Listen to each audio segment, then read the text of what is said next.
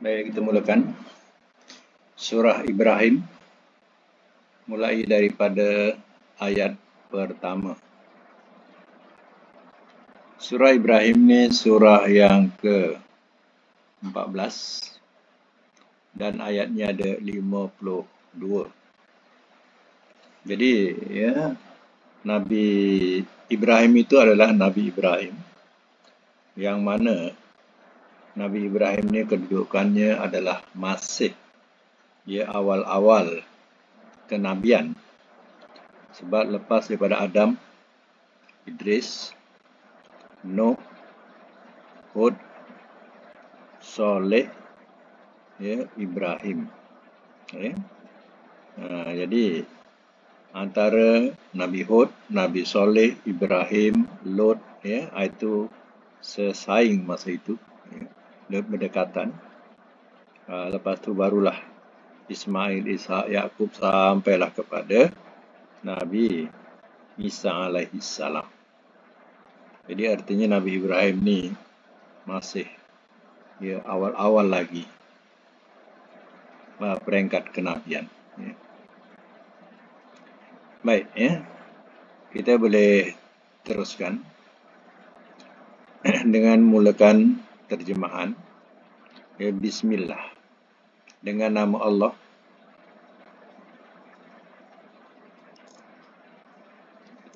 Ar-Rahman yang Maha Pemurah,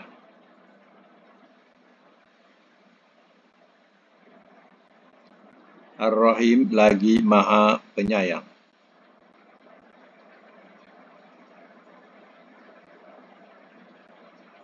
Alif Lam Ra, Allah lebih mengetahui maksudnya.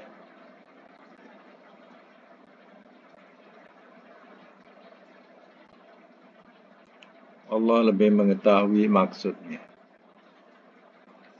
Kitabun, ini kitab.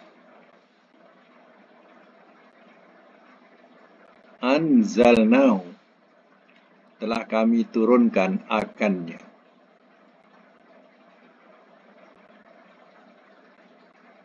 Ilaika, kepada engkau. Litukhrija, supaya engkau keluarkan.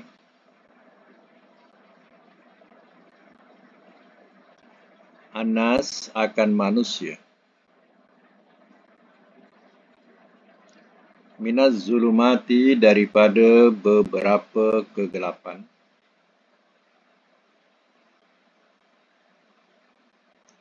Ilan nur, kepada cahaya.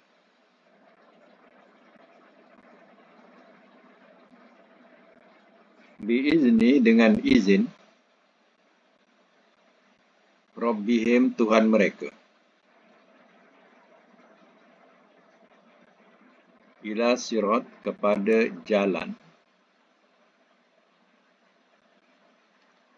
Al-Aziz, yang maha gagah.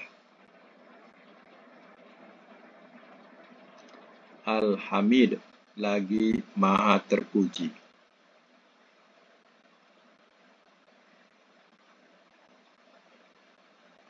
Allahillazi, Allah yang.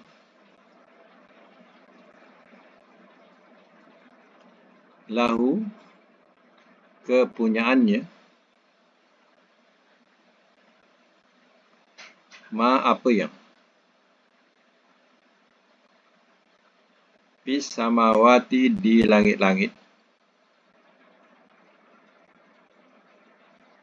Yang baru masuk ayat 2 surah Ibrahim. Fis samawati, di langit-langit. Wama, dan apa yang. Fil ardi, di bumi. Wawailun, dan kecelakaanlah. Lil kafirina, bagi orang-orang yang kafir. Min azab, daripada azab. Syadid, yang bersangatan.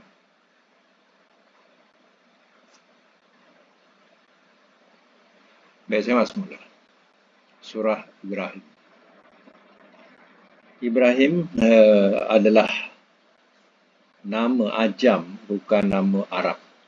Ya. Dan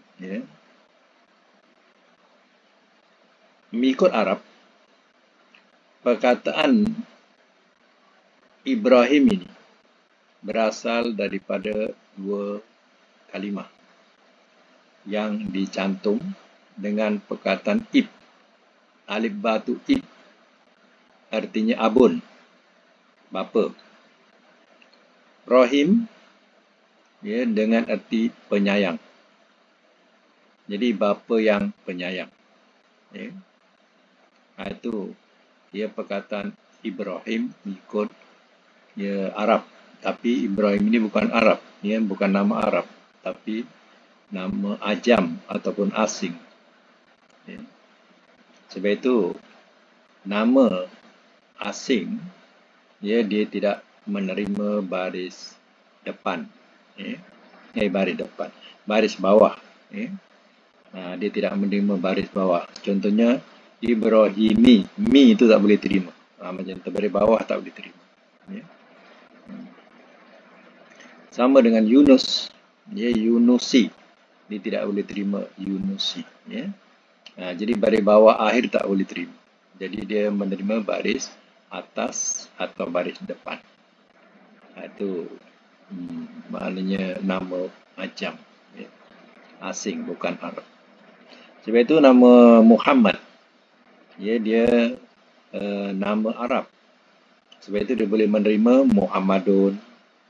Kadang Muhammadan. Kadang Muhammadin. Depan, atas, bawah boleh. Dia boleh terima. Baik, kita mulakan dengan Bismillahirrahmanirrahim. Alif Lam Ra. Allah lebih mengetahui maksudnya. Kitabun, biasanya kalau isim atau nama, dia bermula dengan baris depan di awal. Artinya dengan takdir haza kitabun, macam tu. Maknanya ini kitab.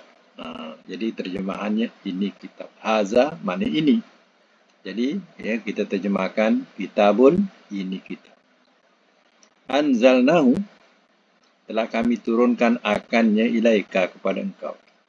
Al-Quran ini Allah telah turunkan kepada Nabi. Apa tujuannya? Litukhrijan nasa minaz zulumat, supaya engkau keluarkan akan manusia daripada beberapa kegelapan ila nur, kepada cahaya. Biizni rabbihim, dengan izin Tuhan mereka. Manusia dalam kegelapan. Kegelapan itu ialah kekufuran. Jadi kedatangan Al-Quran diturunkan kepada Nabi supaya Nabi mengeluarkan manusia daripada kekufuran, kejahilan. Itu diistilahkan sebagai zulumat, gelap. Ila nur, kepada cahaya. Cahaya itu dikiaskan kepada iman. Kepada iman. Jadi mengajak manusia kepada keimanan kepada Allah Ta'ala. Semua itu biizni rabbihim, dengan izin Tuhan mereka. Allah izinkan. Yang mendapat cahaya itu artinya orang yang diizinkan Allah. Cahaya itu ialah iman. Ila siratil azizil hamid, kepada jalan yang maha gagah lagi maha terpuji. Mana ke jalan Allah. Sebab Al-Aziz sifat Allah, Al-Hamid juga sifat Allah. Jadi artinya keluar daripada kegelapan kepada cahaya, iaitu iman, menuju ke jalan Allah. Kemudian ayat yang kedua, Allahi, baris bawah. Biasanya Allahu baris depan. Macam kita baca ayat kursi contohnya. Allahu la ilah, Allahu la ilah. Baris depan. Ataupun kita mengatakan Allahu Akbar. Jadi Allahu. Tapi ni Allahi. Ya, jadi kalau ada timbul pertanyaan tu kenapa Allahi, dia mengikut sifat ya yang di atas, iaitu Al-Azizi ialah sifat Allah, Al-Hamidi juga nama Allah. Ya. Jadi Azizi baris bawah, Hamidi baris bawah, Allahi dia mengikut dia baris. Sebab itu Allahi. Ya. Allahillazi lahu ma fis samawati wa ma fil ard. Allah yang kepunyaannya apa yang di langit-langit dan apa yang di bumi. Langit ataupun bumi ini milik Allah. Termasuklah ya diri kita. Ya kepunyaan Allah. Kita sendiri pun tak dapat mempertahankan diri kita.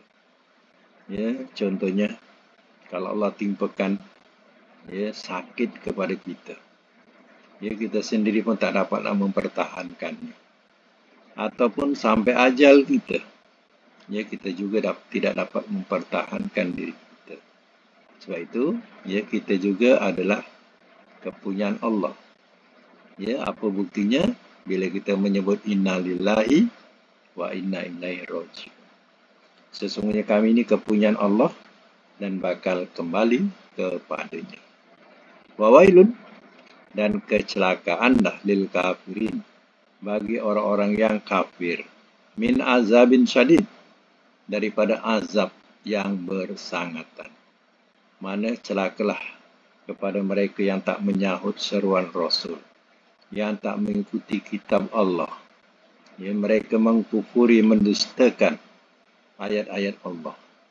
Allah katakan min azabin syadid, terimalah azab yang bersangatan di sisi Allah Ta'ala.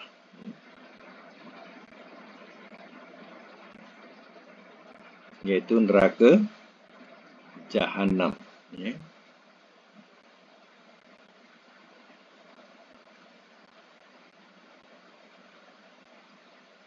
Baik, kita teruskan lagi ayat yang ketiga ya. Allazina, orang-orang yang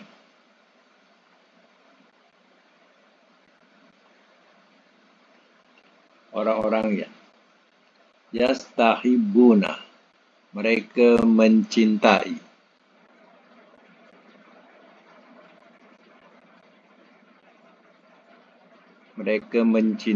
al-hayatan dunya, akan kehidupan dunia, alal akhirah, atas akhirat, wa yasudduna, dan mereka menghalang,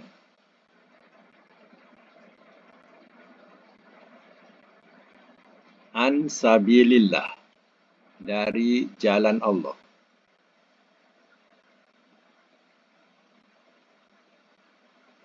wa yabghunaha, dan mereka mencari akannya,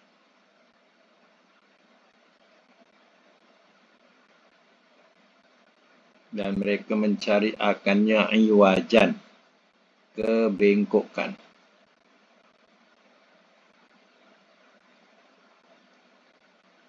Ulaika, orang-orang itu, fi dolalin, dalam kesesatan, ba'id, yang jauh.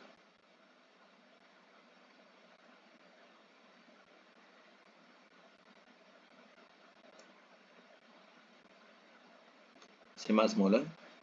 Allazina yastahibbuna al-hayatad dunya 'alal akhirah.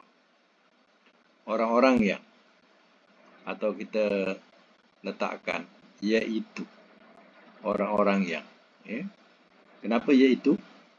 Dia nak menerangkan bahawa orang-orang kafir ialah orang-orang yang macam tu.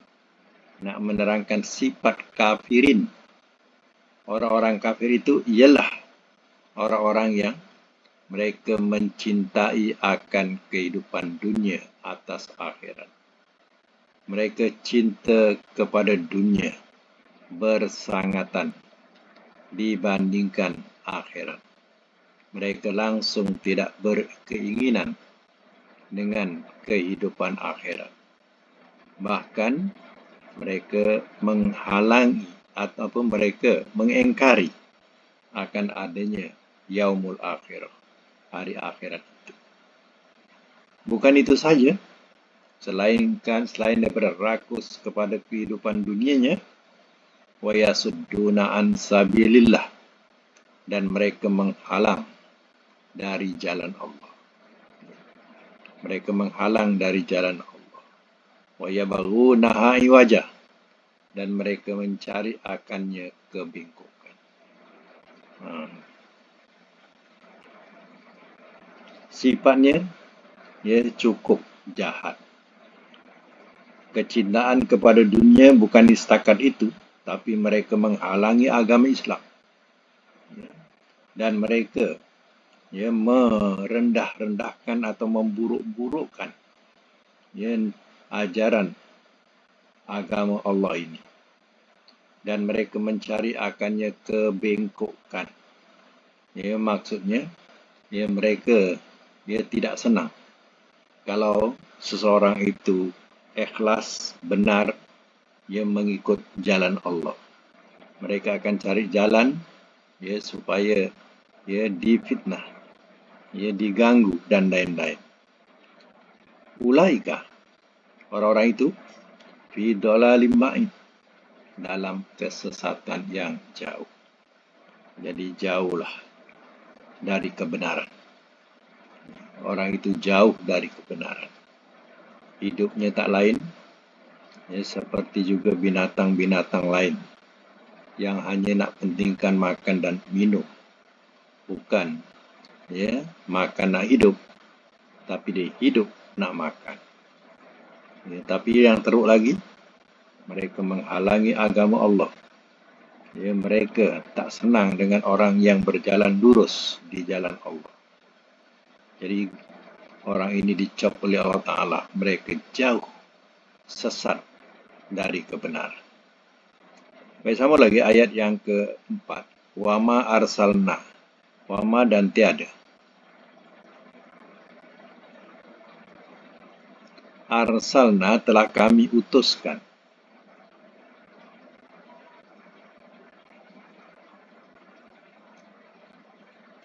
Min rasulin, daripada rasul. Illa, melainkan. Bilisani, dengan lisan. Kaumihi, kaumnya.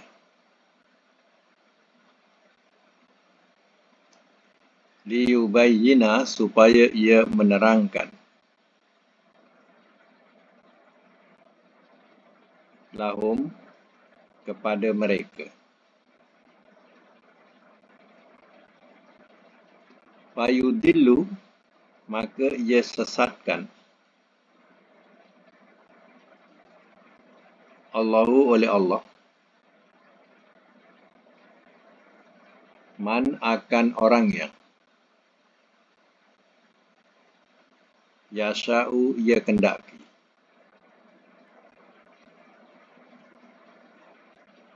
Wayahdi, dan ia pimpin.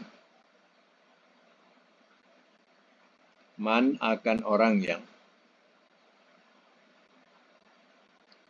Yasha'u, ia kendaki. Wahwa, dan dia. Al-Aziz, maha gagah. Al-Hakim, lagi maha bijaksana.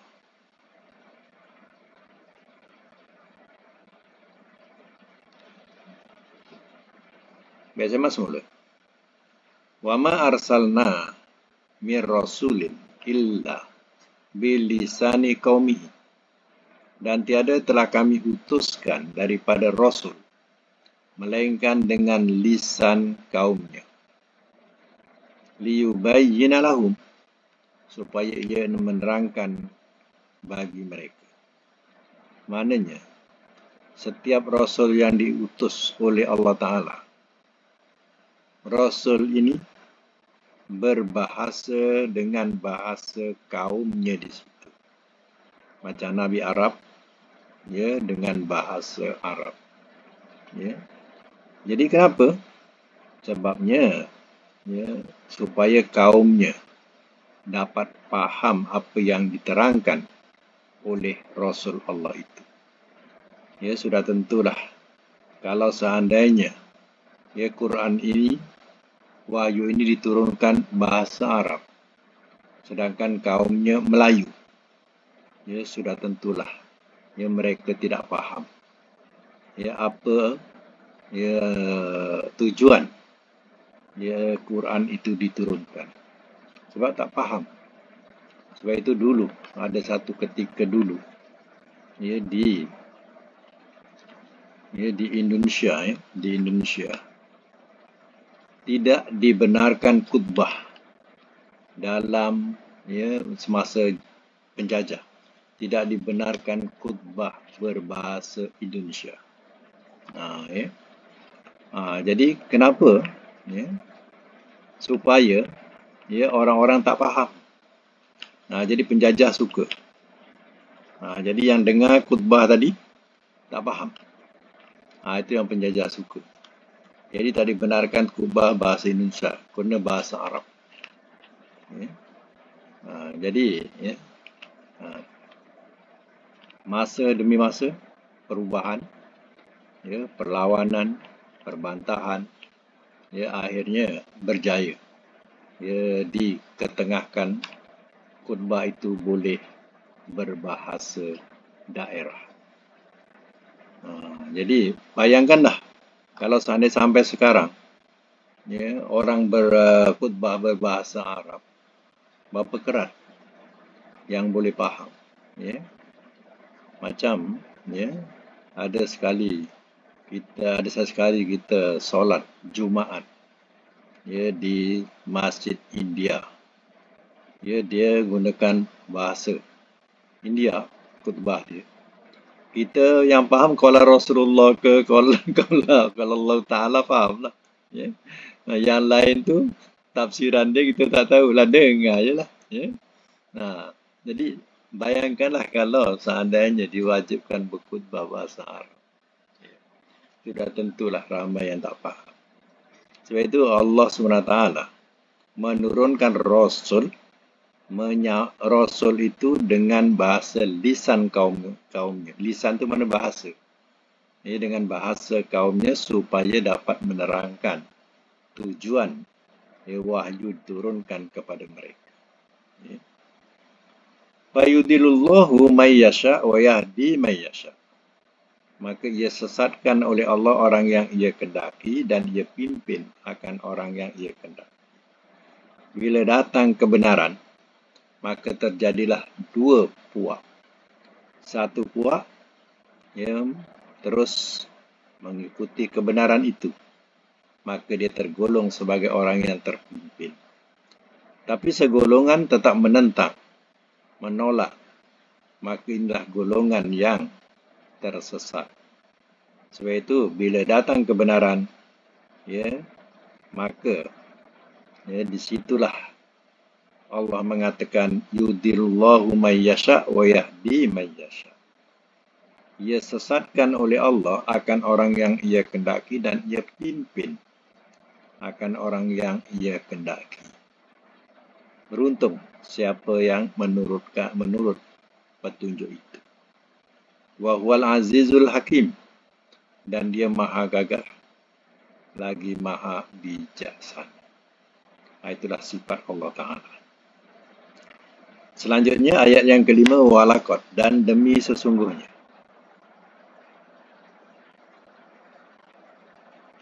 Arsalna, telah kami utuskan.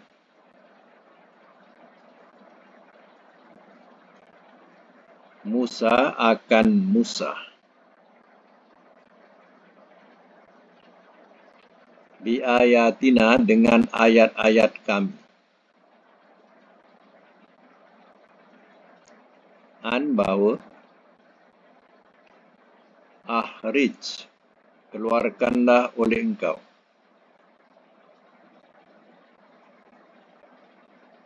Kau maka akan kaum engkau.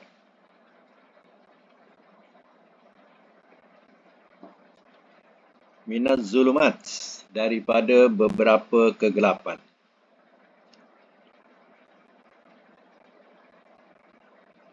Ilan nur, kepada cahaya. Wazakirhum, dan ingatkanlah oleh engkau akan mereka. Dan ingatkanlah oleh engkau akan mereka biayyamillah,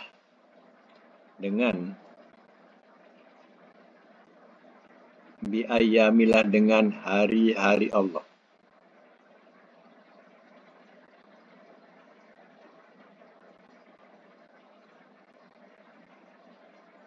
Inna, bahawasanya,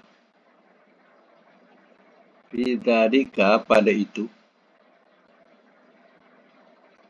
la ayat, sungguh jadi tanda-tanda.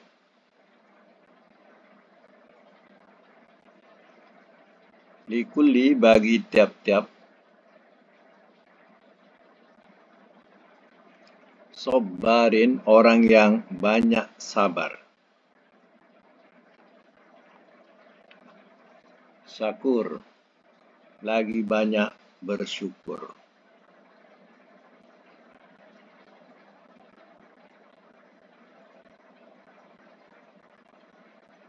Baik, saya mak semula. Walaqad arsalna Musa biayatina, dan demi sungguhnya telah kami utuskan akan Musa dengan ayat-ayat kami. Ayat-ayat ni mana dengan membawa ayat-ayat dengan maksud tanda-tanda. Yang dimaksudkan tanda itu ialah mukjizat.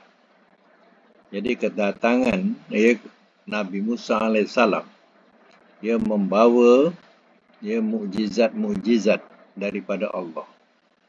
Contohnya tongkat menjadi ular, berlaku zaman Nabi Musa. Tangan putih bercahaya, ada masa yang berlaku zaman Nabi Musa. Semua air jadi darah, untuk menguji kebesaran Fir'aun, sebab Fir'aun mengaku dirinya Tuhan. Air semua jadi darah. Satu masa datang belalang, penuh dengan belalang. Dan taufan berterusan 7 hari 7 malam. Jadi hal-hal yang demikian itu adalah dikatakan ayatina, ayat-ayat kami, iaitu maksudnya lah mukjizat. Apa tujuannya? An akhrij qaumaka, bahawa keluarkanlah oleh engkau akan kaum-kaum minaz zulumat, daripada beberapa kegelapan.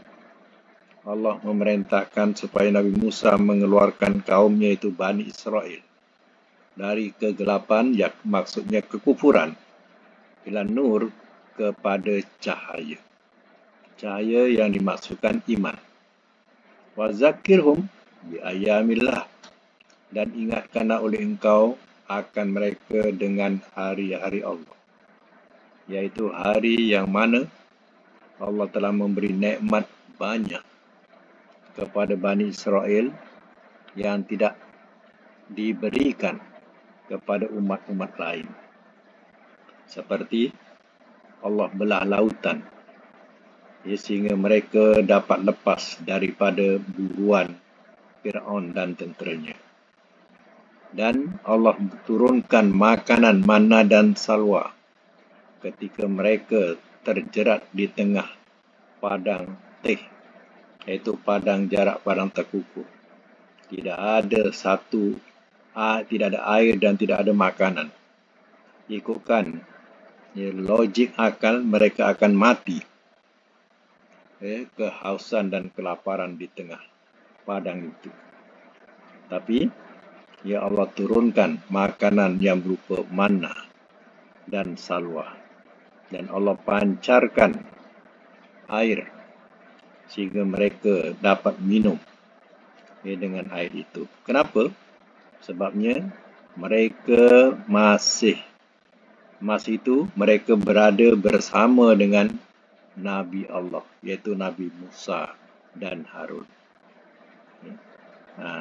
Kalau ikutkan, mereka akan mati kelaparan, kekeringan di tengah padang yang luas itu.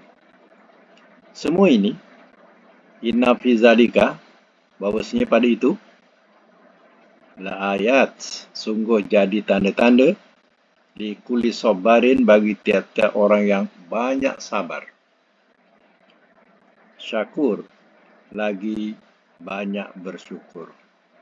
Orang yang banyak sabar tetap mentaati Allah dan Rasul-Nya.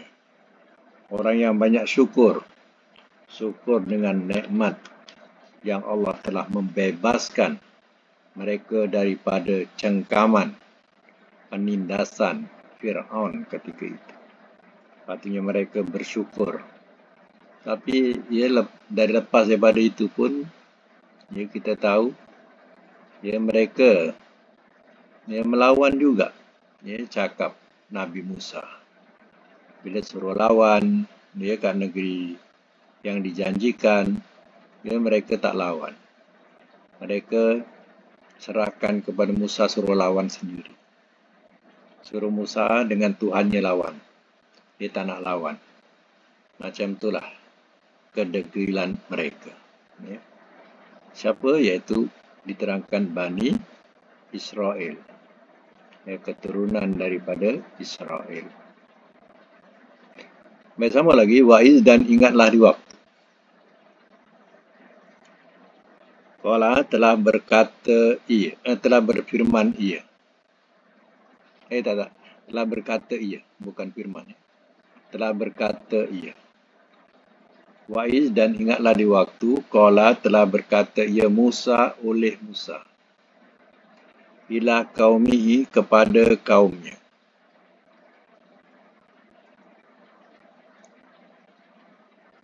Uzkuru, ingatlah olehmu.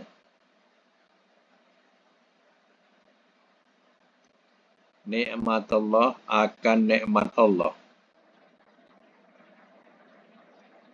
Alaikum, atas kamu. Is, di waktu. Anjakum, telah menyelamatkan ia akan kamu.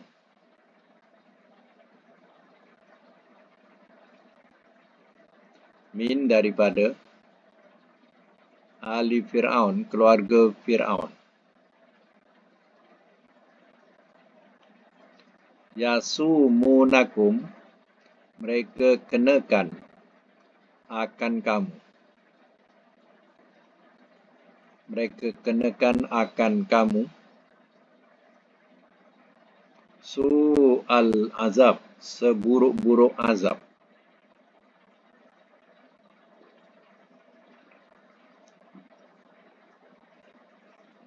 Wa yuzabbihuna, dan mereka sembelih.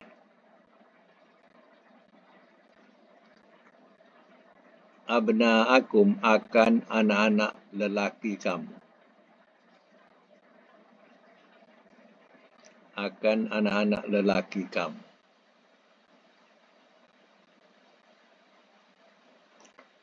Wa yastahyuna, dan mereka biarkan hidup.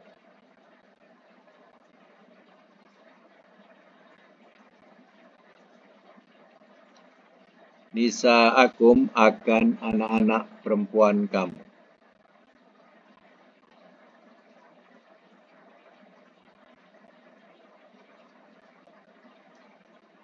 Wafi, dan pada.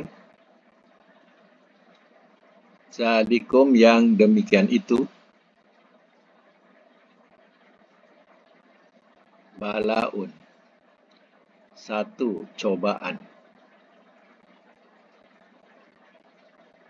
Bracket bala. Min, daripada. Rabbikum, Tuhan kamu. Azim, yang amat besar.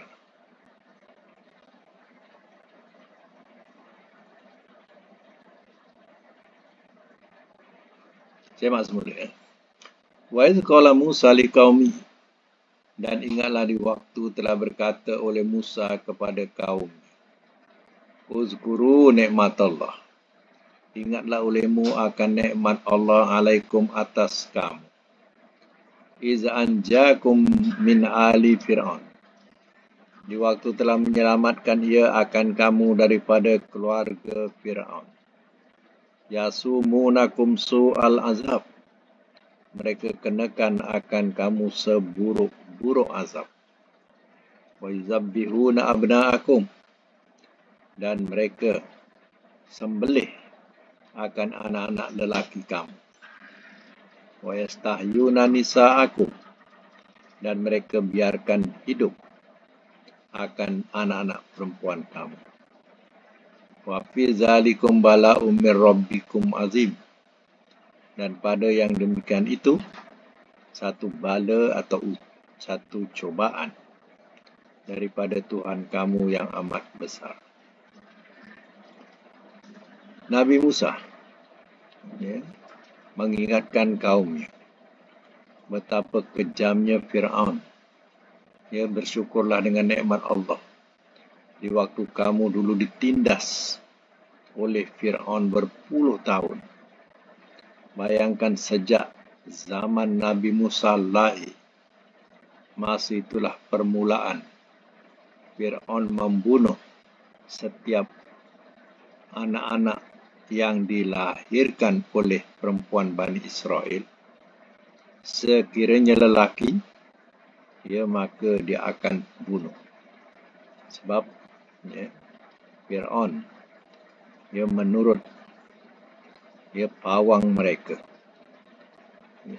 bahawa akan lahir seorang anak daripada Bani Israel. Dengan sebab itu, engkau akan hilang kekuasaan. Maka dilaksanakanlah